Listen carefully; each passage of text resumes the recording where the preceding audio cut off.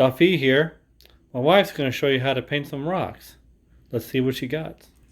Okay, first of all, I started out by washing off my rocks so that they're clean and they'll be easy for the paint to stick to. And I'm going to paint some white and some black, but I'll start with a black one, and I decided I'm going to start with this rock right here. So you're going to paint about 2 to 3 coats of the paint, so you have to let it dry in between the coats. And just try to cover the top as much as possible. You don't have to paint the whole rock, but sometimes, you know, if you want to get over the edges, you can kind of like paint on the side of it.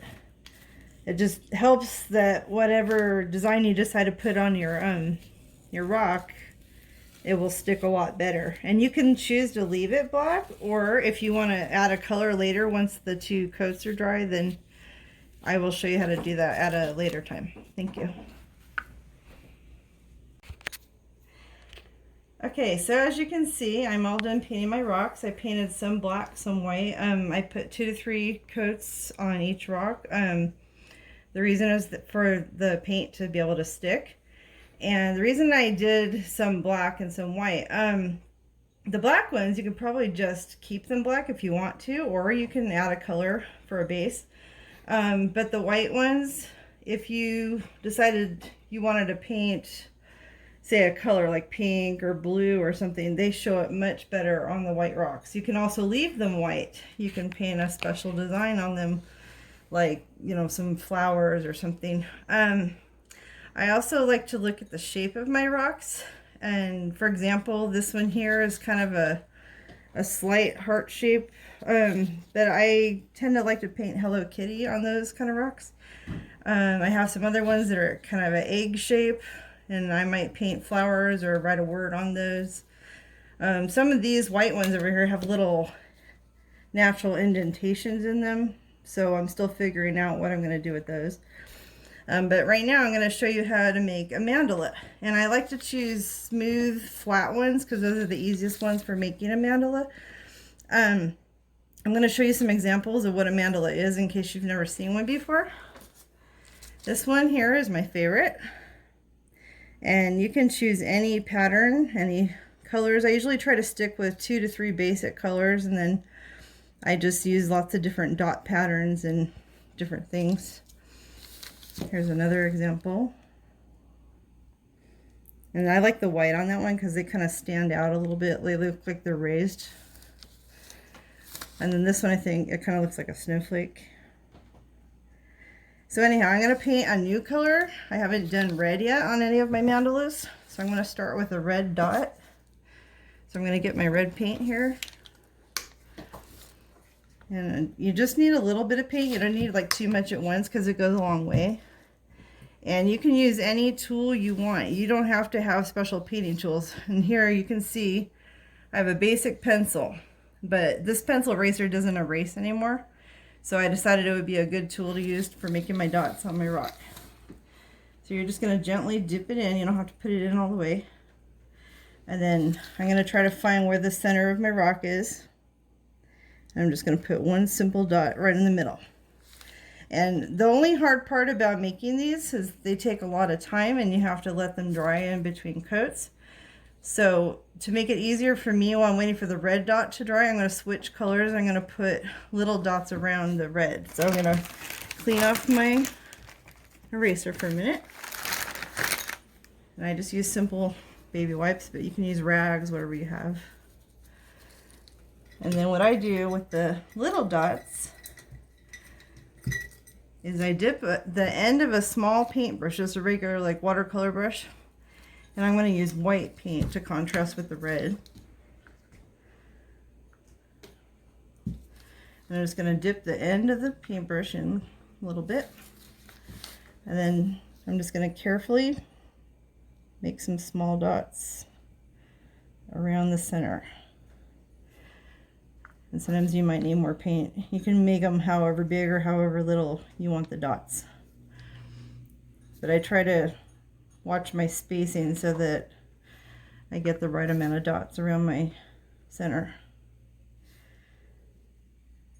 And then if I make mistakes, you'll probably see later on, if I make mistakes, I'll show you how to correct those. And then when this is dry, I can add more to the pattern.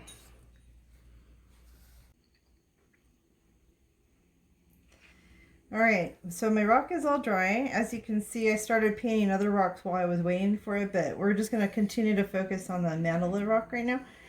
I'm only going to do red dots right now because I'm going to try to put some more in between the little ones, and I don't want to bump them when I'm trying to do another design, so I'll wait for that to dry. So right now we're just going to do some more big dots. So I'm going to do some more red. So we're going to put them in between where the two smaller dots are. And sometimes you kind of have to do a dip for each dot, because if you don't, then it kind of makes it, like this has a little bubble right there, it makes it a little bit see-through, and I don't want the black showing through. And if I mess it up, I can always touch it up later too, and I can add some more paint to it. And since these will probably take longer to dry, I'll add my other dots later.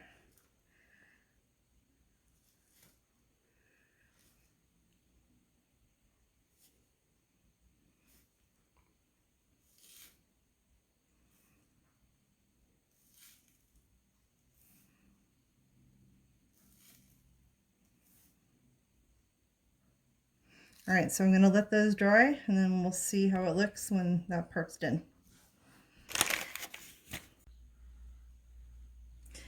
Okay, so I realized that after I painted my red dots that I kind of left too much space on here, and some of them are too big. So I'm going to show you how to fix it.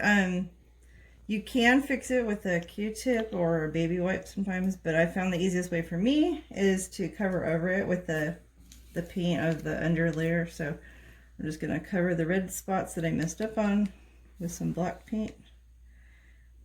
I'm just going to do it light enough just to cover it, not to make it too bad.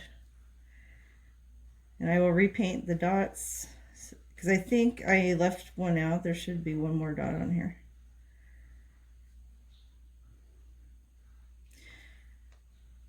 And I'll probably do this one too. And then I'll fix the spacing on it, and then when it's all dry, I'll repaint them, and then I'll show you the next step.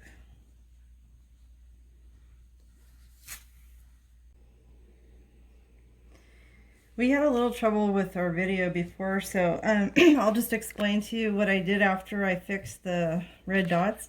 Once again, I used my paintbrush on the end of the tip, and I dipped it in my white paint, and I just carefully made a pattern around the edges of the circle, not the whole circle.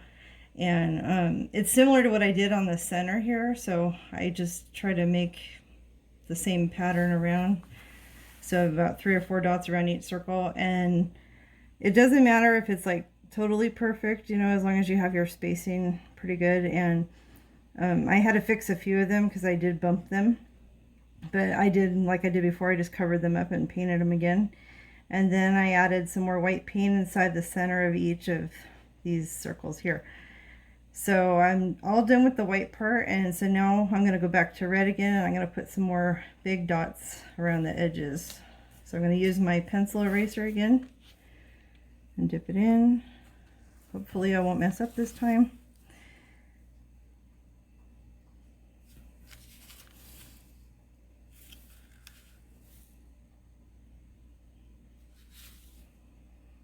And it doesn't matter what pattern you do, because each rock is completely different. I have about 4 or 5 mandalas that I've painted, and they all look different.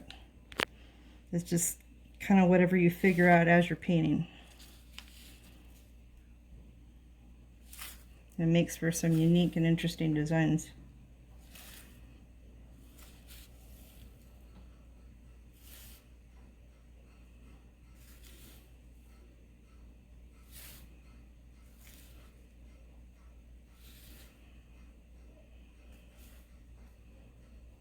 Okay, that looks pretty good, so I'm going to leave that one alone and let that continue to dry. Okay, so now I'm going to do something a little bit different. Because the rock is black, and I haven't used any black paint yet, I'm going to put some black dots on the big red circles.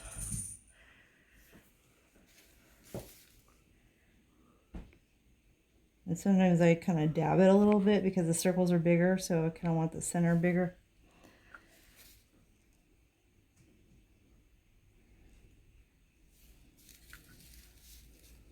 I just thought the black would be a nice contrast since I've been using white and red so much.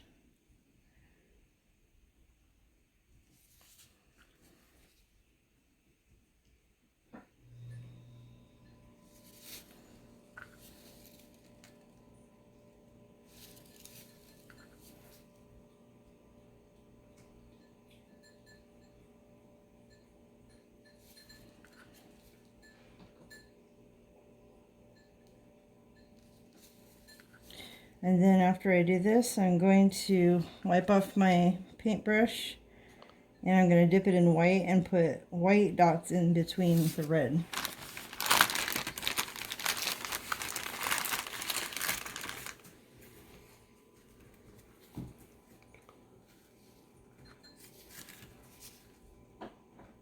I'm just going to put one little dot in between.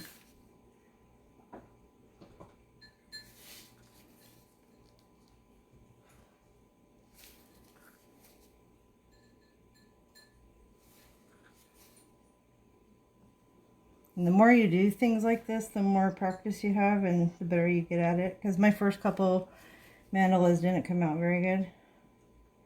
So it takes a lot of practice. I still mess up, but that's alright.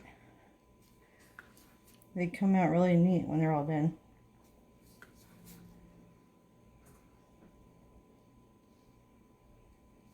Okay, so now I'm going to let that dry. I'm not sure if I'm going to add any more to the design or not. I'll have to think about it. And then my next video will either be finishing the design or I'll show you how to spray it and seal it when it's all done. Okay, so I decided I liked the pattern on the rock and I didn't add any more details to it. So today I'm going to spray my rock. And I have other rocks I need to spray too. I had to wait a while because we've had a lot of wind around here lately and I can't really spray good when it's windy, but today's a pretty nice day. So I'm going to use a new spray I've never used before. It's called Krylon Triple Thick Clear, and you have to be careful with this one because it says that it's very flammable, so you have to keep it away from a heat source when you use it. But it's supposed to put a really nice shine on the rocks, and so I'm going to spray them and leave them outside to dry for a little while. And I'm wearing a mask when I spray so that I don't breathe the fumes from it.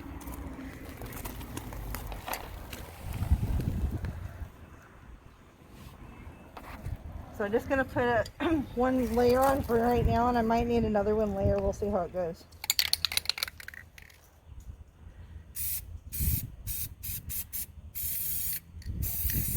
Just make sure you get all angles of the rock. So.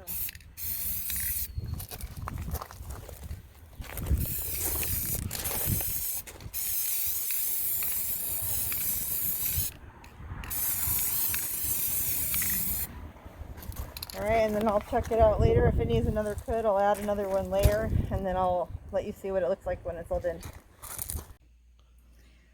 Alright, well here's the rock. You can see when I turn it, it has more shine on it now. I think it came out pretty good.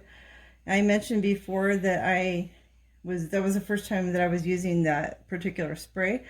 In the past, I have used this one here. It's a gloss finish. It comes out pretty much like how this one came out. I just wanted to try something new, but I didn't explain why I sealed the rocks. A lot of people like to put them in their garden and stuff, and if they're outside, the weather can make the paint eventually wear off, and the sealer helps protect it and keep it looking nice for a long time.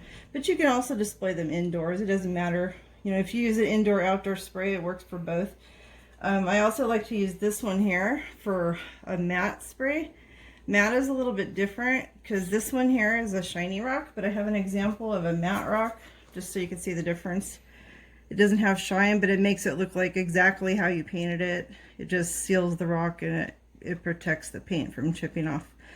I hope that this video has been very helpful to you and that it will encourage you to want to paint your own rocks one day. Thank you for watching.